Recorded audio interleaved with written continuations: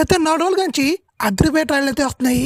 ఆ 3 trial Indian film ఇండస్ట్రీనే shake చేసినట్టున్నాయి. బాక్స్ ఆఫీస్ బద్దలైపెట్టి ఉన్నాయి. అవేంటంటే తెలుగులో వరుణ్ తేజ్ యాక్ట్ చేసిన మట్కా అయితే, బాలీవుడ్ నుంచి రాబోతున్న సింగం అగైన్, మూడోది కన్నడ ఇండస్ట్రీ నుంచి రాబోతున్న మార్టిన్. ఈ 3 ట్రయల్ మాత్రం వేరే లెవెల్ ఉన్నాయి. యాక్షన్ మాత్రం బీభత్సంగా ఉంది. యాక్షన్ లవర్స్కి పండగ అని చెప్పొచ్చు.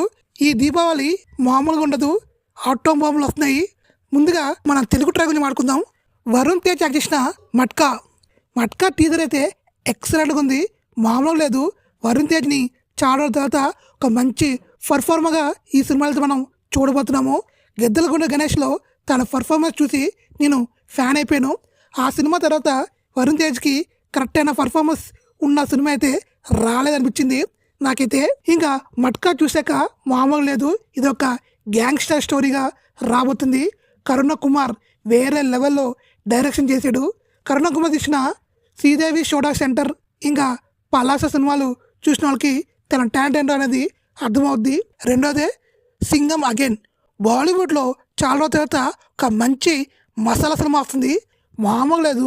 రోహిత్ శెట్టి అంటేనే మనకు తెలిసిందే, సౌత్ యాక్షన్ సినిమాల్ని బాలీవుడ్లో చాలా బాగా తీస్తాడు. అలాంటిది సింగం 3 రామాయణం బేస్తో అయితే రాబోతుంది. యాక్టర్స్ మాత్రం మామూలు లేదు. ఇంక సినిమాలో లేడీ సింగం దీపికా పదుకొని అయితే యాక్ట్ చేస్తుంది. చూడాలి మరి. బాలీవుడ్ అయితే గట్టిగా ప్లాన్ చేశారు. ఈ సినిమా బడ్జెట్ కూడా 400 కోట్లు అంటున్నారు. చూడాలి మరి ఏ రేంజ్లో ఆడుద్ది అనేది నవంబర్ 1న తెలిసిపోద్ది. ఇంకా మూడోదే మన కన్నడ ఇండస్ట్రీ నుంచి వచ్చిన మార్టిన్.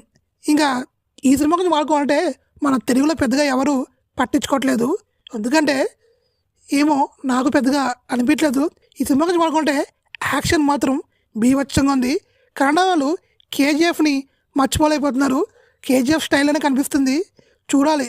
కాన్సెప్ట్ అయితే బాగుంది. ఇండియా పాకిస్తాన్ బేస్ మీద తీస్తున్నారు. చూడాలి మరి. కన్నడ ఇండస్ట్రీ వాళ్ళు ఈ సినిమా మీద చాలా గట్టి హోప్తో ఉన్నారు. ఇది ప్యాన్ వరల్డ్గా రాబోతుంది. 15 భాషల్లో అయితే ఈ సినిమా రిలీజ్ కాబోతుందంట. చూద్దాం మరి మార్టిన్ సినిమా ఏ రేంజ్లో ఆడుద్ది అనేది ఇంకా 2 రోజుల్లో తెలిసిపోద్ది.